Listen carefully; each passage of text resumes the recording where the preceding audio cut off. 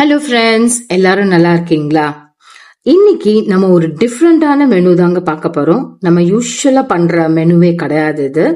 ஒன்றும் இல்லை, இன்னைக்கு நம்ம ரொம்ப சாஃப்டான க்ரீமியான பர்ஃபெக்டான ஸ்பைஸ்ல பண்ணின ஒரு ஆட்டு மூளை தொக்கு தான் இன்னைக்கு நம்ம பார்க்க போறோம். இந்த ஆட்டு மூளை கோட் பிரெயின் தொக்கு வந்து அவ்வளோ உடம்புக்கு நல்லது ஃப்ரெண்ட்ஸ். இது வந்து ரொம்ப பன்னீர் பிளஸ் உங்களுக்கு முட்டை தொக்கு பண்ணினோம்னா எப்படி இருக்கும் அந்த மாதிரி ஒரு டேஸ்ட் இருக்கும். பட் முட்டையை விட ரொம்ப சாஃப்டா, பன்னீரை விட ரொம்ப சாஃப்டா க்ரீமியா இருக்கும். வாங்க இந்த ரெசிபி எப்படி பண்ணலான்னு பார்க்கலாம். முதல்ல ஒரு பேன் வச்சுட்டு அதுல ஒரு 4 to 5 ஸ்பூன் எண்ணெய் ஆட் பண்ணிக்கோங்க. அது கூட கடுகு, கருவேப்பிலை, ஜீரகம், வெங்காயம் போட்டு நல்லா வதக்குங்க.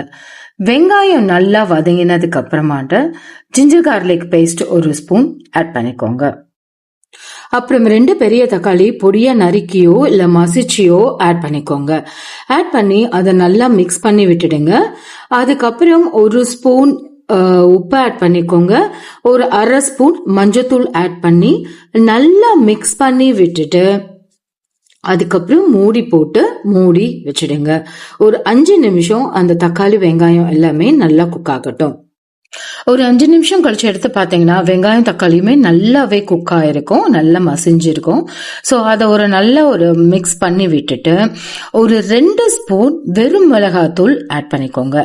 ஆட் பண்ணிட்டு அதையுமே நல்லா மிக்ஸ் பண்ணி விட்டுட்டு அந்த மசாலாவோட அந்த ரா ஸ்மெல் போகும்போது அந்த கோட் பிரெயின் இருக்கு இல்லையா, ஆட்டு மூளை, நான் ஆட்டு மூளை ஆல்ரெடி வாங்கி வாஷ் பண்ணி உப்பு மிளகாத்தூளும் போட்டு மிக்ஸ் பண்ணி வச்சிருந்தேன்.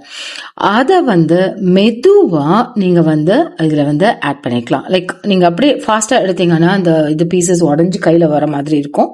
ஸோ நீங்க வந்து இந்த ஆட்டு மூளைய மெதுவா பன்னீர்லாம் நம்ம ஆட் பண்ணுவோம் இல்லையா, அந்த மாதிரி கொஞ்சம் மெதுவா பொறுமையா நீங்க வந்து ஆட் பண்ணி பொறுமையா நீங்க வந்து மிக்ஸ் பண்ணி விடணும்.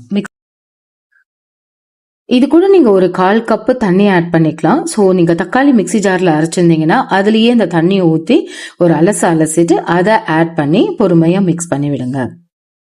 அப்புறம் மூடி போட்டு மூடி வச்சிருங்க. சிம்மிலேயே இருக்கட்டும் அடுப்பு.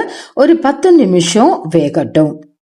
ஒரு 10 நிமிஷத்துக்கு அப்புறம் ஓப்பன் பண்ணி செக் பண்ணீங்கன்னா அந்த கோட்டு பிரெயின் நல்லா வெந்திருக்கும், பார்க்கவே அவ்வளோ சாஃப்டா இருக்கும்.